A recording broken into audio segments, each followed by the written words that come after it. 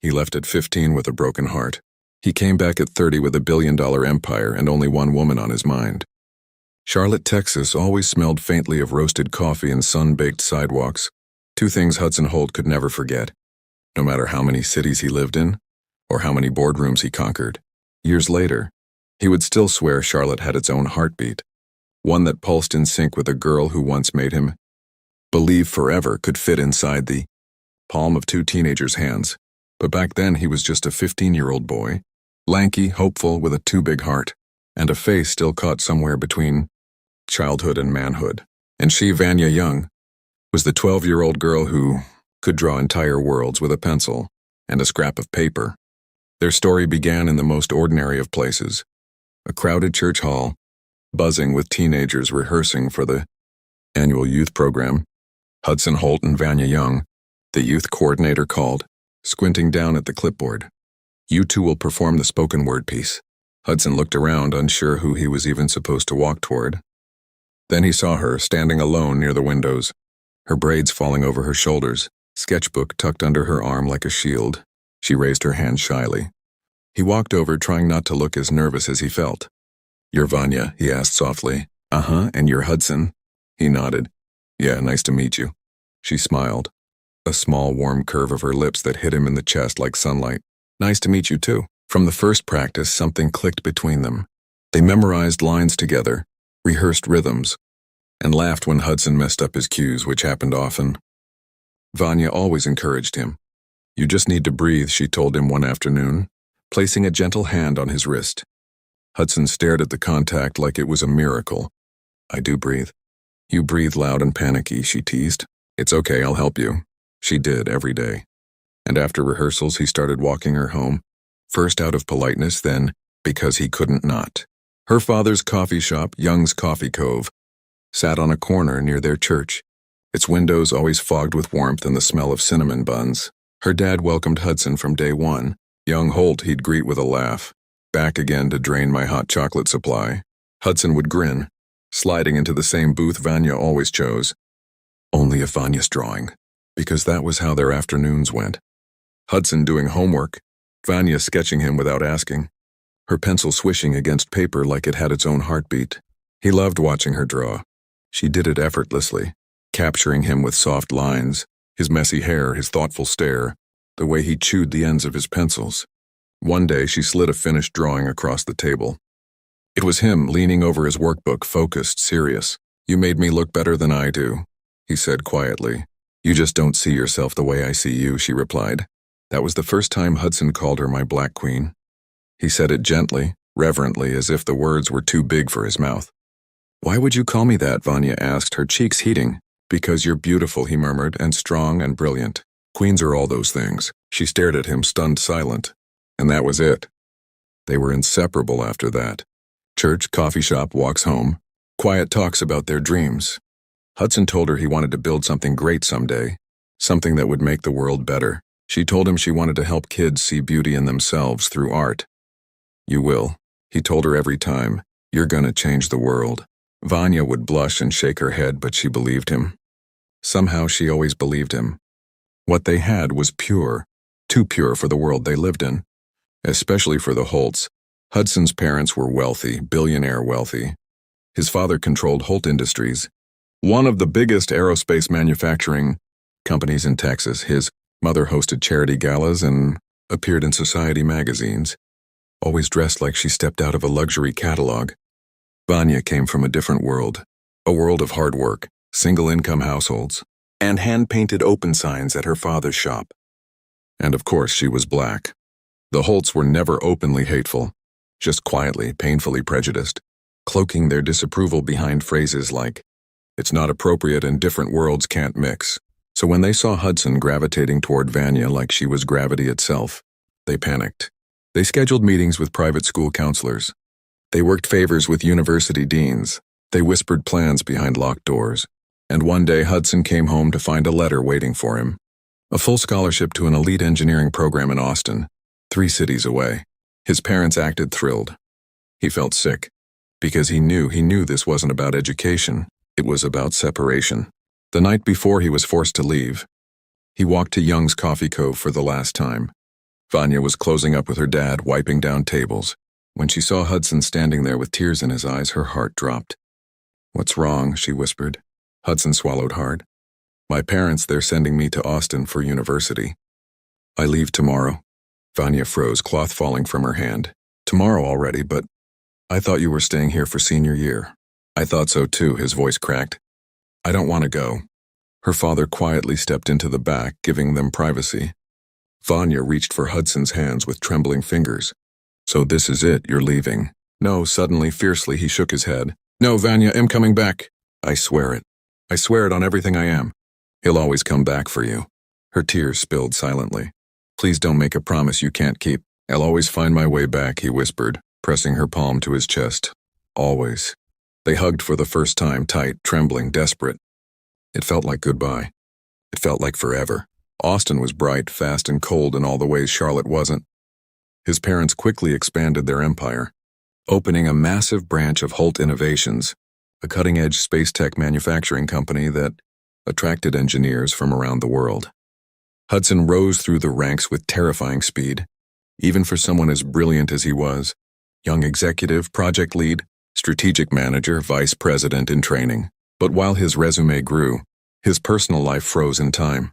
He never dated, never entertained the wealthy daughters his mother paraded in front of him, never let anyone touch the part of his heart that belonged to a 12-year-old girl who used to draw him with soft pencil strokes. Every birthday he wondered what Vania was doing. Every holiday he thought of the coffee shop. Every night when Austin glittered outside his penthouse, he stared at the skyline and whispered the same quiet promise. "He'll come back for you." But somehow 15 years slipped by. Time moved. Life changed. His heart didn't. Weeks before his 30th birthday, Hudson woke up in his penthouse and realized something terrifying. He had everything and yet nothing. He was successful, wealthy, admired, and utterly painfully lonely. He thought of Vania, her laugh, her sketches, her belief in him, something no one else had ever given him so gently. He couldn't take it anymore. At breakfast, his mother mentioned the guest list for his birthday gala. Politicians, tech leaders, society elites. Hudson set his coffee down. Him spending the weekend with a friend. His parents exchanged suspicious looks. He never visited friends. He barely had any. But before they could question him, he grabbed his car keys and left Austin behind. The drive to Charlotte felt like driving back into a memory. Roads he used to bike, streets he once walked with Vania after youth rehearsals, places that still whispered her name. And then there it was, Young's Coffee Cove. Same brick walls, same sun-faded awning, same warm scent of cinnamon and roasted beans. He stepped inside, and her father looked up, stared for a long moment. Time folded in on itself. "Hudson Holt," he asked softly, disbelief in his voice. "Is that really you?" Hudson smiled, his throat tight. "Hi, Mr. Young." The older man smiled, then pulled him into a hug. "She always hoped you'd come back," he said quietly. Hudson's breath caught. She did. Every single year." Mr. Young gestured toward the window. "She's not here now. She runs an art center for kids, built it from nothing." Pride warmed his voice, overflowing, deep, fatherly. He scribbled an address on a coffee sleeve. "Go, she'll want to see you." Hudson's hands shook as he took the slip. After 15 years, he was finally going to see her again. The Children's Art Center was tucked into a renovated warehouse painted with bright murals. Kids' laughter floated through the open doors. Hudson stepped inside, heart pounding. She was across the room, helping a little girl clean paint from her hands. Older now, her features sharpened, her hair longer, her presence warmer and stronger than he remembered. Vania Young. He whispered her name before he could stop himself. She looked up. Their eyes met. For a long second, she didn't really recognize him. Why would she? He wasn't the boy she sketched anymore. His shoulders were broader, his jaw sharper, his face more mature. He carried power now, confidence, authority. But then slowly her eyes widened. Her lips parted. Her breath hitched. "H. Hudson," she whispered. He nodded, voice breaking. "Hi, Vania." The paintbrush in her hand slipped to the floor. She walked toward him like she wasn't sure he was real. Her fingers trembled as she touched his face, tracing the stubble on his jaw. "You came back," she whispered. "After all these years, you actually came back." He covered her hand with his own, leaning into her touch. "I promised, didn't I?" Her voice cracked. "I thought you forgot me." "I never forgot you. Not one day." Her tears fell, slow and disbelieving. He pulled her into him, arms wrapping around her like he'd waited half a lifetime for this moment. They talked for hours about life, art, business, dreams, everything they missed. The connection was instant, powerful, electric. As the sun dipped low, Hudson took a breath. "Vania, my 30th birthday is in 2 weeks. I want you there, please." She hesitated, uncertainty clouding her eyes. "Hudson, your parents never wanted." "I don't care what they wanted," he cut in firmly. "I want you, I want us." She looked down, twisting her fingers. "It'll come," she whispered finally. "But Hudson, your world once pushed me out. I don't know if I belong in it." He stepped closer. "You belong wherever I am." Her breath caught. But as he held her hands, Vania felt a small, quiet fear curl inside her chest, a fear that the past wasn't done with them yet. She agreed to go to his birthday. But deep down she feared his world, wealthy, cold, judgmental, might break her heart again. And this time she wasn't sure she could survive it. Austin sparkled in the way only a wealthy city could, ruthless, polished, glittering with lights that never dimmed. And tonight, the lights burned brighter than usual as limousines glided toward the Holt mansion, spilling out people dressed in designer gowns and tailored suits. Every guest had come for one reason. Hudson Holt was turning 30. His parents had planned the event meticulously. No expense spared, no detail overlooked.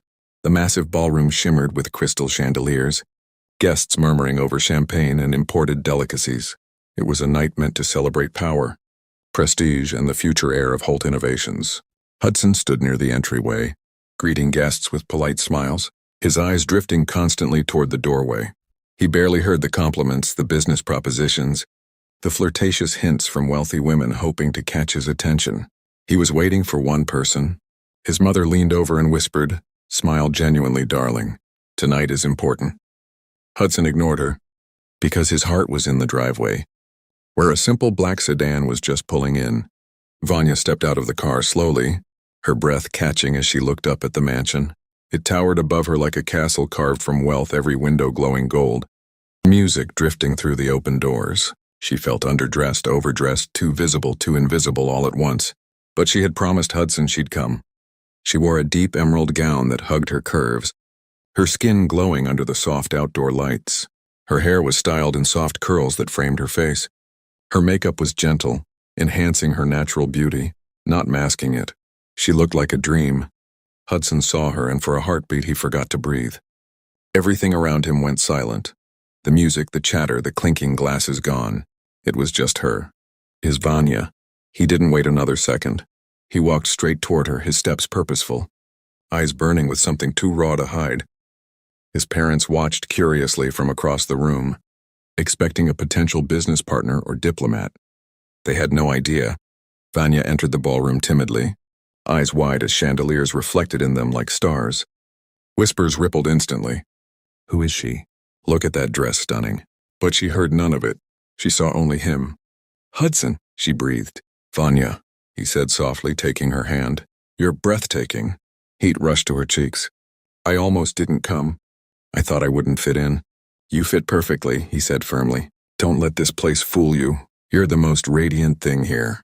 When he took her hand in front of everyone, gasps went through the room. Then his parents turned and froze. Their smiles faltered, confusion knitting their brows. His mother whispered, "Who is that?" His father narrowed his eyes. But Hudson didn't care. He held Vania's hand tighter, pulling her gently into the crowd as conversation started again, only this time with an undercurrent of curiosity and judgment. He introduced her proudly to everyone, CEOs, politicians, investors. "This is Vania Young. She's very important to me." Every time he said it, Vania's heart thudded against her ribs. But not everyone smiled. Some nodded politely. Others offered stiff greetings. Yet Hudson never left her side, not even for a moment. Hours passed. The cake was cut. Gifts were opened. Toasts were made. And the entire time Hudson's parents watched him with growing worry. When the last guest left, Hudson gently tugged Vania's hand. "Stay here," he whispered. "There's something I need to do." She nodded. "Okay." Hudson turned toward his parents, jaw set, heart steady. It was time. His study felt heavy the moment the door clicked shut. His parents stood near the fireplace waiting, stiff as statues. "What was that spectacle?" his father asked sharply. "You parading that girl around like don't finish that sentence." Hudson's voice was calm but steel-lined. His mother stepped in quickly. "Hudson, sweetheart, we're only worried. That young woman, your worlds don't match. You don't know her," Hudson replied. "And what exactly is she to you?" his father demanded. Hudson inhaled. "The woman I love. And the woman I intend to marry." Silence shattered like glass. His mother's face paled. "Hudson, don't be ridiculous. I'm not." His father's voice boomed. "Then understand this, if you continue with her, you lose everything." Hudson blinked. "Everything?" "The inheritance. The company. The estate. Every resource, every connection, every door we opened for you, all gone." His mother added urgently, "We're trying to protect your future. That girl has nothing." And mixing families, Hudson's fist tightened. "Enough." His mother flinched. "I built my life around this company," he said quietly. "But I won't sacrifice the woman I love for money or pride." His father scowled. "Then you're making a foolish choice." Hudson stepped back from them. "I'd rather be a poor man with her than a rich man without her." He meant it, he knew it. But what he didn't know, what none of them realized, was that the study door wasn't fully shut. Vania stood there, tears filling her eyes, her breath shaking. She hadn't meant to eavesdrop. She had simply come looking for Hudson and heard everything. Every cruel implication, every threat, every consequence. And she realized with a crushing weight that staying with him would destroy his life. She couldn't let that happen. Before anyone noticed, she slipped silently down the hall, her heart shattering with every step. The butler, Mr. Thomas, was in the foyer polishing silver when Vania approached him with trembling hands. "Miss," he asked gently, "is everything all right?" She shook her head. "No, but it will be once I leave. Should I inform Mr. Holt you're heading out?" She felt her throat close. "No," she whispered. "Just tell him I'm sorry, and tell him to live the life he deserves." Mr. Thomas's expression softened. "He'll come after you, not if you don't tell him which direction I went." He hesitated, then nodded solemnly. She squeezed his hand gratefully and walked out into the cold Austin night, blinking back tears as she called a taxi. By the time Hudson left the study, she was gone.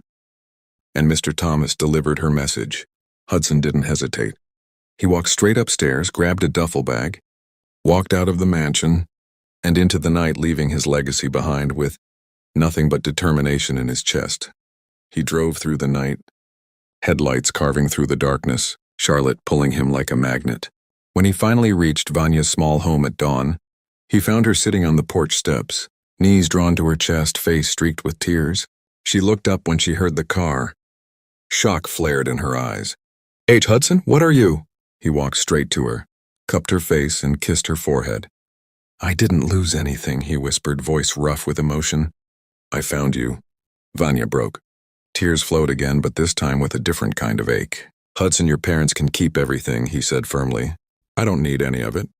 She shook her head, overwhelmed. "This will change your whole life." "So did you," he whispered. And just like that, they began again. As equals, as partners, as two hearts choosing each other over the world. Hudson moved into a small apartment 2 blocks from her art center. He traded tailored suits for rolled-up sleeves, polished loafers for paint-splattered sneakers, and he became a part of Vania's world. He repaired old furniture, helped repaint murals, organized donations, and charmed children until they followed him like ducklings. Parents admired him. Kids adored him. Vania fell even deeper in love with him. Together, they expanded the center. He secured grants, designed new classrooms, developed after-school programs. He even built a small tech corner for older kids to learn robotics and creativity. News stations caught wind of it. Billionaire air-spotted painting walls at local art center. Hudson Holt trades corporate life for community service. Every article reached the Holts. They watched their son, smiling in paint-stained jeans, surrounded by laughing children. He didn't look broken. He looked freer than they had ever seen him. One quiet evening, Hudson was cleaning brushes when his phone buzzed. His mother. He stared at the screen, unsure. Vania squeezed his arm. "Answer it." He did. "Hudson?" His mother whispered, voice fragile. "May we see you?" His father came on the line next, tone softer than ever. "We were wrong. You aren't unhappy. And that young woman, she's remarkable." Hudson froze. His mother continued, "You may marry anyone you choose. We won't stand in your way." His chest tightened painfully. "Son," his father added quietly, "come home. We miss you." Hudson looked at Vanya through teary eyes. Maybe the world could change after all. That night, Hudson tucked a velvet ring box into his pocket. He was ready. Ready to propose. Ready to give Vanya forever. But deep down, he wondered, after everything his parents did, would Vanya believe they truly accepted her now? Hudson Holt had rehearsed the moment 1,000 times. Yet when he stepped through the double doors of the Charlotte Children's Art Center that morning, all the rehearsals dissolved into thin air. The familiar smell of acrylic paint and construction paper hit him first, sweet, nostalgic grounding. He glanced around the sunlit gallery, space where children's masterpieces covered every wall.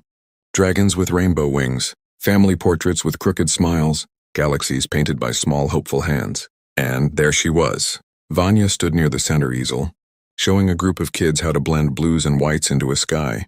A loose curl escaped her bun and brushed her cheek as she laughed. Light, warm, the same laugh he had memorized 15 years earlier. The moment her eyes lifted and met his across the room, the kids' chatter became a distant hum. Her brush stilled. Her breath caught.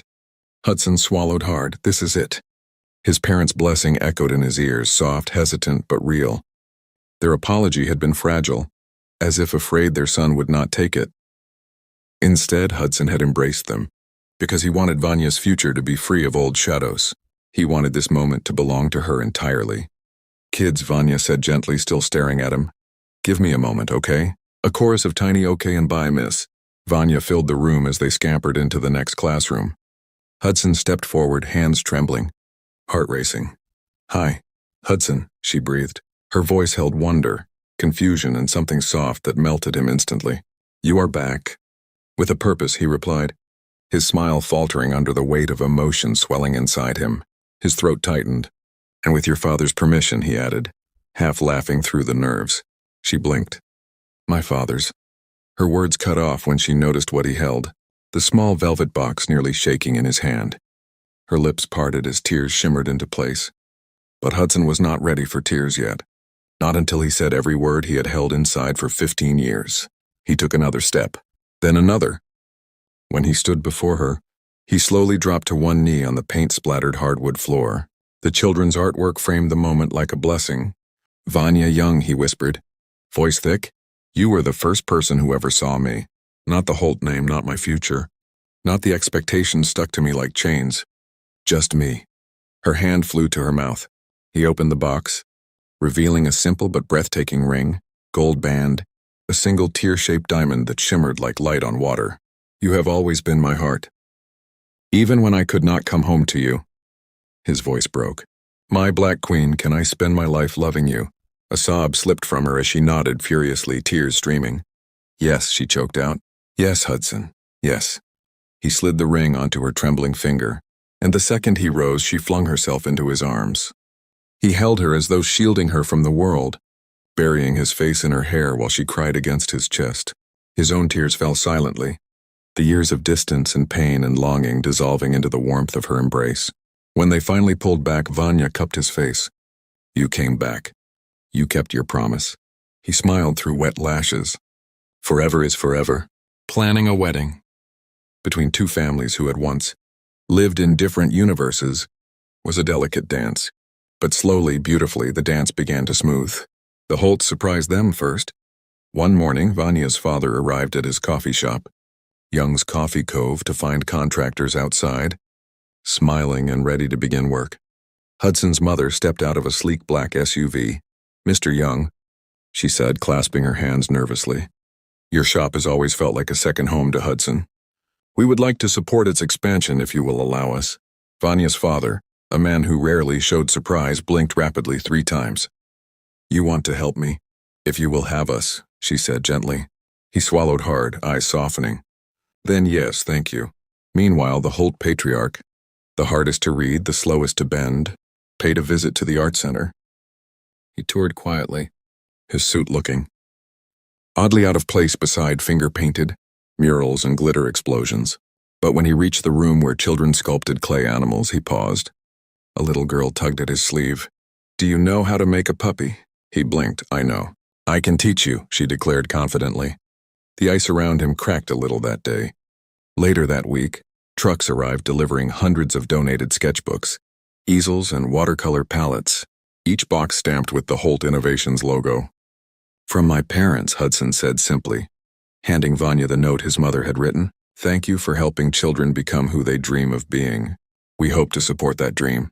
Vania pressed the note to her heart and whispered, This means more than they know." The day arrived wrapped in sunlight and possibility. The venue, a restored greenhouse filled with hanging vines and warm golden light, felt like stepping into a living dream. Soft piano music flowed through the air as guests arrived.